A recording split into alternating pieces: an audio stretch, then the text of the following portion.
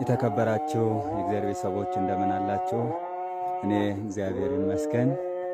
አሁን በኢትዮጵያ ኦርቶዶክስ ተዋሕዶ ቤተክርስቲያን በምስራቅ ጉራጌ ሀገረ ስብከት በመስቃን ወረዳ ሰገነት ቅዱስ ሚካኤል ቤተክርስቲያን አካባቢ ይገኛለሁ።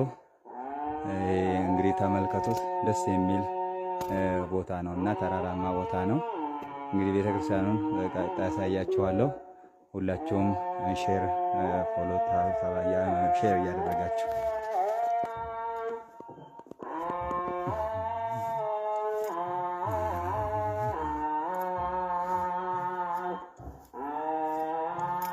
ጥንታዊ ዛፎች ናቸው። የሀበሻ ጽዶች ያሉበት ጥንታዊ ገዳም ነው።